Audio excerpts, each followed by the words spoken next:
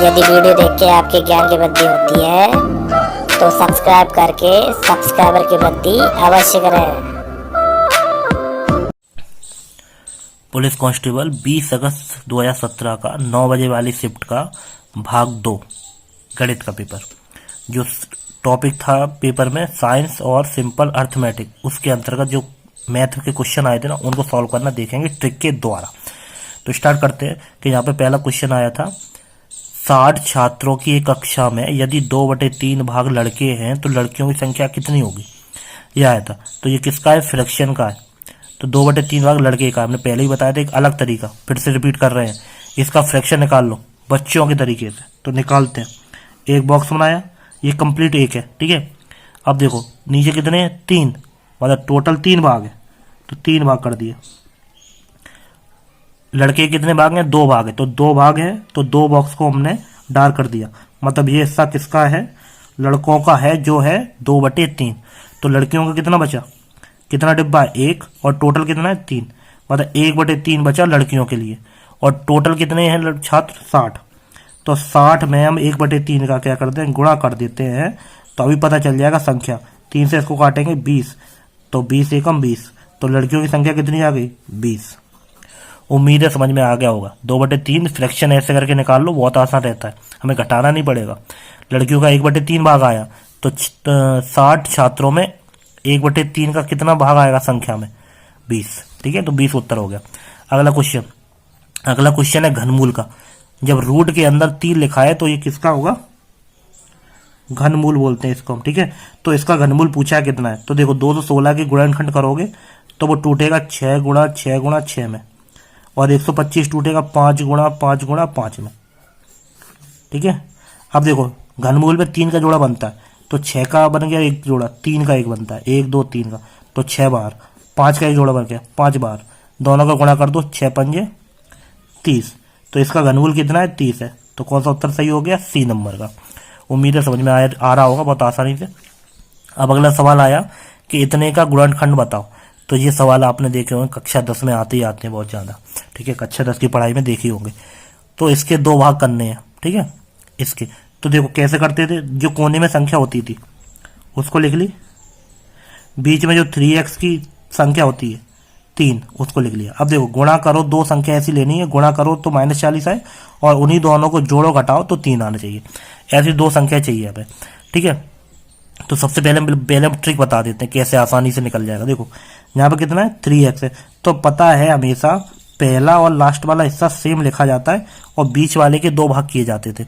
वही 2 भाग से ये उत्तर निकलते हैं, ये उत्तर जो भी है, ठीक है, 2 तो देखो 3x के 2 भाग ऐसे करो। अब हमें बताओ 3x प्लस का है, तो 2 भाग करेंगे, यहाँ पे माइनस लगा है, यहाँ माइनस लगा है, इसका मतलब ये है कि बीच के जो 2 भाग होंगे उसमें एक संख्या प्लस की होगी, एक माइनस की होगी, कंपलसरी है। तो देखो प्लस की संख्या कौन सी होगी, देखो प्लस का साइन आ रहा है, मतलब सीधी सी बात है, छोटी संख्या माइनस की होगी और बड़ी संख्या प्लस वाली आ रही होगी। तो ऑप्शन में देख लो, छोटी संख्या माइनस वाली और बड़ी संख्या प्लस वाली है कोई ऑप्शन में। तो हमने यहाँ पे देखा -5 + 8, छोटी संख्या माइनस वाली है, बड़ी संख्या प्लस वाली है। और देख लेते और कहीं तो नहीं है। यहाँ पे देखा बड़ी संख्या माइनस वाली है, तो ये तो हो ही नहीं सकता। यहाँ पे भी बड़ी संख्या माइनस वाली, ये भी नहीं हो सकता। मतलब उत्तर कौन सा सही है अपना, ए सही है। छोटी संख्या माइनस की, बड़ी प्लस की, तभी तो 8 में से 5 जाएगा, कितना बचेगा, प्लस का 3 बचेगा, ठीक है। ये हो गया डायरेक्ट करने का। अब देखो तरीका देख लेते हैं। तो देखो गुणा करो तो -40 है, जोड़ो घटाओ तो 3 आना चाहिए। तो ऐसी 2 संख्या है 8 और 5, ठीक है। 8 पंजे 40 हो रहा है ना। और यहाँ पे 8 में से 5 घटाएंगे तो 3 बचेगा, बिल्कुल बचेगा। तो ये माइनस जो है वो हम इसको दे देते हैं, मतलब इसको। तो 8 में से 5 गया, 3 बचे, तो मतलब 3x के 2 भाग होंगे, एक हो जाएगा 8x, एक हो जाएगा 5x। तो इसकी जगह पे हम यहाँ लिख देते हैं 8x - 5x, लिख दिया। ये करना तो आता ही होगा। अब इसके जोड़े बनाते, इसमें से कॉमन लो, कितना बचेगा, x कॉमन आएगा तो x + 8 बचा। इन दोनों में कॉमन लोगे तो 5 कॉमन आ जाएगा और बचेगा x + 8। तो जो 2 बार आया है उसको एक बार लिख दो, लिख दिया। अब बचा कौन, x बचा और -5 बचा, तो इसको लिख दो साथ में। अब देख लो कौन सा मैच हुआ, ऑप्शन ए मैच हो गया ना, बिल्कुल सिंपल था। अगला सवाल देखते हैं। तो अगला सवाल स्क्रीन पे है कि औसत ज्ञात करो, xi और fi का मान दिया है। तो यहाँ पे ये सवाल ऐसे नहीं, कक्षा 10 में आपने पढ़ा होगा, तो उसमें आया है माध्य करके, याद रखना, माध्य और औसत एक ही बात होती है, ठीक है। माध्य का जो फॉर्मूला होता है वो हम बता देते हैं, उसी का यूज करेंगे अपन। माध्य का फॉर्मूला होता है एक्स बार बराबर sigma F I x I upon sigma F I, ये फॉर्मूला होता है। अभी समझ में नहीं आया होगा तो देख लेते हैं। इस टेबल को खड़ा कर देते हैं। खड़ा मतलब एफ आई एक्स आई, इसके मान लिख देते हैं हम सबको लाइन से। तो देखो एक्स का मान हमने लिख दिया, एफ आई का मान लिख दिया, ठीक है। अब देखो अब आगे टेबल अपने को बढ़ानी है, ऐसे ही सवाल सॉल्व करते थे। तो हम फॉर्मूले को देखते हैं, हमें क्या चाहिए, सिग्मा एफ आई एक्स आई, मतलब एफ आई एक्स आई हमें चाहिए। एफ आई एक्स आई मतलब एफ आई और एक्स आई के गुणा, तो यहाँ हम कर देते हैं एफ आई एक्स आई, इन दोनों का गुणा कर करके हम यहाँ मान लिखेंगे। 5 दूनी होता है 10, 15 चौको होता है 60, 25 सत्ते होता है 175, और 35 का 4 में गुणा करेंगे तो होगा 140, 45 का 3 में करेंगे तो होगा 135, ठीक है, हो गया। अब देखो सिग्मा का मतलब होता है जोड़, एफ आई एक्स आई मतलब इसका जोड़ बताना है, इसका जोड़ कितना है, उसको क्या बोलोगे, सिग्मा एफ आई एक्स आई बोलोगे। तो इनका जोड़ करके देख लेना, इनका जोड़ आएगा 520, ठीक है। और इसका मान हम यहाँ ऊपर रख देंगे और नीचे क्या रखेंगे, सिग्मा एफ आई ये रहा। सिग्मा का मतलब होता है इन सबका जोड़, इन सबको जोड़ोगे तो सिग्मा एफ आई का मान कितना आ जाएगा, तो सिग्मा एफ आई का मान आ जाएगा 20 करके आप देख सकते हैं। तो ये दोनों मान आ गए, यहाँ पे रख देते हैं 520/20 कैंसिल, इससे ये काटा कितना आ गया 26। तो औसत या माध्य कितना आ गया 26। तो कौन सा उत्तर मैच कर गया, उत्तर डी। उम्मीद है समझ में आया होगा। अगला सवाल देखते हैं। अगला पावर वाला सवाल है ना, कि बेस समान हो, आधार समान हो तो घातें जुड़ती हैं गुणा में और भाग में घटती हैं, ये तो पता होगा। 2 फॉर्मूला लगेंगे, वो पहले हम यहाँ पे लिख देते हैं समझाने के उद्देश्य से। देखो गुणा में जुड़ेंगी और भाग में घातें जो होती हैं वो घटती हैं। ये दोनों फॉर्मूले का अपन यूज करेंगे यहाँ पे, ठीक है। तो पहले देखो इन दोनों को सॉल्व कर लेते हैं। देखो गुणा है, आधार समान है तो घातें जोड़ती हैं, तो हम जोड़ देते हैं घातों को। x + 5 + 2x - 1 और भागित a⁴x = 1, ठीक है। ये दोनों को जोड़ दिया। देखो आधार समान है तो गुणा में घातें जुड़ती हैं, जोड़ दिया। अब जो से जोड़ रहा हो, x और 2x कितना हो जाएगा, 3x, 5 में से 1 गई 4 भागित a⁴x = 1। अब देखो भाग है और आधार समान है तो घातें जोड़ दो, वो सॉरी घातें घटा दो। तो हम घटा देते 3x - 4 और x क्या हो जाएगा, घट जाएगा, बराबर 1, ठीक है। अब क्या बचेगा, 3x में से x गया, 2x - 4 = 1 बचा। अब देखो अब हमें क्या चाहिए, हमें x का मान चाहिए था, x का। तो याद रखो x का मान तभी आएगा जब हम घातों की तुलना करें, और घातों की तुलना तब होगी जब बेस सेम होगा दोनों साइड।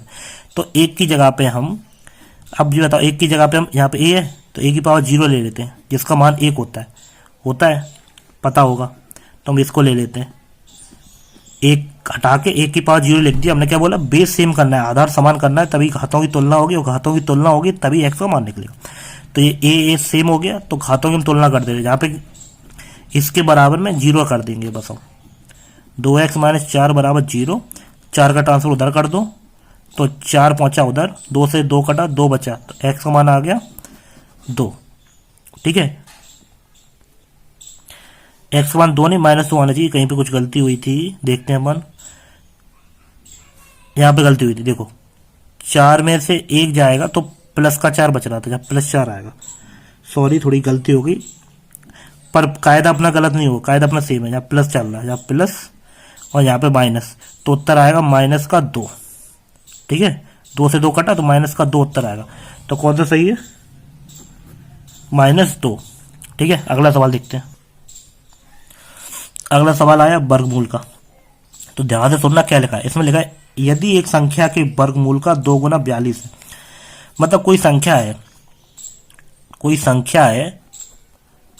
है जिसका 2 गुना कर रहा है तो कितना हो रहा है, 42 हो रहा है। ये तो मतलब हुआ कोई संख्या है जिसका 2 गुना करो तो 42 होता है। तो बस संख्या बताओ क्या है, ऐसे करके पूछा गया। तो देखो 2 होगा तो 2 से इस 42 को काटोगे तो x बराबर कितना आ जाएगा, 21 है, ठीक है, 21 है। मतलब वह संख्या पूछी, क्या पूछी, जिसका हम क्या करें, वर्गमूल करें, मतलब 4 संख्या जिसका उत्तर होगा 21, और इसका दुगना क्या दे दिया उनने, 42 दे दिया। तो बताओ वो संख्या क्या है। तो हमें जो बताओ 21 है, 21 आया ना। तो 21 का वर्ग कितना होता है, 441, और 441 का वर्गमूल होता है 21। ठीक है, तो कौन सा उत्तर सही हो गया, 441 वाला। ठीक है, याद रखना, यहाँ पे लिख के दिया उन्होंने साफ कि एक संख्या के वर्गमूल करें, मतलब एक संख्या 441 है, ये देखो करके देखते हैं, 441 है, बोला इसका वर्गमूल करो, वर्गमूल किया तो वर्गमूल करके जो उत्तर होगा उसका क्या कर दो, दुगना कर दो। क्या कर दो, दुगना कर दो। तो वो दुगना कितना है, 42 होता है। तो संख्या बताओ, तो संख्या कितनी होगी, 441। ठीक है, दोनों तरह से मैं घुमा के बता दिया। अगला सवाल यहाँ पे आया है कि समांतर चतुर्भुज की आसन भुजाएं 4:5 है। तो सबसे पहले मैंने बोल दिया अनुपात में दिया हो तो उसको क्या कर दो, एक्स में बदल दो, 4x 5x। ठीक है, आमने सामने की भुजाएं हो गई, मतलब एक हो जाएगी लंबाई, एक हो जाएगी चौड़ाई, याद रखना। ठीक है, तो इसका परिमाप 180 है। तो सबसे पहले वो लगा देते परिमाप का फॉर्मूला। परिमाप का फॉर्मूला हो जाएगा 2 ब्रैकेट L प्लस बी होता है लंबाई प्लस चौड़ाई। तो परिमाप कितना दिया है, परिमाप दिया 180। तो परिमाप की जगह 180 टीप दो, बराबर 2, और एल बी की जगह इनको लिख देते हैं। लो लिख दिया। अब 2 से 180 कट जाएगा 90 बार, और 4x और 5x हो गए 9x। 9 से कटा 90 कितनी बार, 10 बार। तो x का मान कितना आ गया, 10 आ गया। अब x का मान 10 आया, उसका मान हम इनमें रख देते हैं, 4x में रख देते हैं। तो 4 गुणा 10 बराबर 40, 5x में रख देंगे तो 5 गुणा 10 बराबर 50। तो 40-50 आ रहा। कौन सा ऑप्शन मैच कर रहा है, ऑप्शन ए। ठीक है, उम्मीद है समझ में आ गया होगा। ये आयत का क्षेत्र, वो आयत का परिमाप हो या समांतर चतुर्भुज का हो, आयत ऐसे बनता है और समांतर चतुर्भुज भी ऐसे ही बनेगा। ठीक है, इसलिए वो सेम ही आ रहा है। अगला सवाल बिल्कुल आसान सवाल चल रहा है, ध्यान से बस केवल अपने को फॉर्मूला पता होना चाहिए। यहाँ पे आएगा सम चतुर्भुज का क्षेत्रफल क्या होगा जिसके विकर्ण 18 और 12 है, सम चतुर्भुज का। तो हमें पता होना चाहिए सम चतुर्भुज का जो क्षेत्रफल है, कौन सा वाला, विकर्ण वाला, वो होता है 1/2 d1 d2। d1 d2 क्या हो रहा है, ये विकर्ण होते हैं। विकर्ण इंग्लिश में क्या बोलते हैं, डायगोनल बोलते हैं, इसलिए डी से बता दिया। तो बस इस फॉर्मूले में रख दो। तो रख देते हैं d1 कितना है 18, d2 कितना है 12। तो रख दिया, 2 से कटा 18 9 बार, तो 12 ने में 108 वर्ग सेंटीमीटर। तो कौन सा ऑप्शन मैच हो गया, ऑप्शन ए, 108 वर्ग सेंटीमीटर। अगला सवाल देखते हैं। तो अगला सवाल अपनी स्क्रीन पर है वृत्त से संबंधित, वृत्त का क्षेत्रफल से संबंधित और परिधि। 2 फॉर्मूले आ रहे हैं और क्या बोला, 2 वृत्त हैं तो 2 क्षेत्रफल होंगे, सीधी बात है। उनका अनुपात ये दे दिया, परिधियों का अनुपात पूछा है, तो बिल्कुल सिंपल है। पहले हम इनका क्षेत्रफल का और परिधि का अनुपात निकाल के देखते हैं क्या बचता क्या। तो पहले क्षेत्रफल का अनुपात निकाल लेते हैं। तो हमने मान लिया क्षेत्रफल का अनुपात निकाल लेते हैं, फॉर्मूला होता है πr²। अब 2 है इसलिए हमने इसको 1 मान लिया और इसको हमने 2 मान लिया। ठीक है, और बराबर में कितना दिया है, 4981। ठीक है, इतना दिया है। अब हम इसको सॉल्व कर लेते हैं। पाई से पाई होगी कैंसिल, यहाँ बचा r1 r2। तो r1 बटे r2 का होल स्क्वायर हम कर सकते हैं। ठीक है, अब इस स्क्वायर को इधर पहुंचा दो। अगर स्क्वायर उधर पहुंचेगा तो ये पता होना चाहिए स्क्वायर किस में जाता है, रूट में जाता है। गया 49 का रूट कितना होता है 7, और 81 का 9। तो इतना आया अभी फिलहाल, r1 r2 का मान आया। अब परिधि का देख लेते हैं, वैसे जरूरत नहीं पड़ेगी फिर भी करके देख लेते। परिधि कितनी होती है 2πr, पर 2 है तो 1 और 2πr2। इसका मान पूछा कितना होगा, देखो 2π से 2π का कितना बचा, r1 बटे r2। r1 r2 का मान यहीं पे सीधा आ गया कितना, 7/9। तो मैं आगे सॉल्व करना नहीं था, यहीं पे अपना आंसर आ गया था 7/9, जो किससे मैच कर रहा है 7:9 से। उम्मीद है समझ में आ गया होगा। अगर यदि समझ में आ गया हो तो लाइक और सब्सक्राइब करना मत भूलना। तो चलो लास्ट 2 सवाल और देख लेते हैं। यदि आपका वीडियो देख के आपके ज्ञान में वृद्धि हो रही हो तो आपका भी फर्ज बनता है कि आप हमारे चैनल को सब्सक्राइब करके सब्सक्राइबर्स की वृद्धि अवश्य करें। ठीक है ना। देखो अगला सवाल क्या है, चतुर्भुज के कोण दिए गए ये 4 अनुपात। हमने बोला जब भी अनुपात में दिया जाए उनको x कर लो, क्या कर लो, x से बदल दो। बदल दिए। चतुर्भुज के 4 कोणों का अनुपात दिया है, सबसे छोटे कोण की माप निकालो। तो हमें पता है अगर चतुर्भुज के चारों कोणों को हम जोड़ दें तो कितना होता है 360 होता है, पता है। अब इन सबको हम जोड़ देते हैं, 3 7 10, 10 6 16, 2 18, तो 18x बराबर हो गया 360। तो x बराबर कितना हो जाएगा 360 बटे 18, 18 दूनी 36, 0। x का मान आ गया 20। अब उससे पूछे सबसे छोटा, सबसे छोटा, तो सबसे छोटा अनुपात वाला ले लो। कौन है सबसे छोटा अनुपात वाला? 2। तो 2 को हमने क्या माना था? 2x। इसे मान रख देते हैं 20।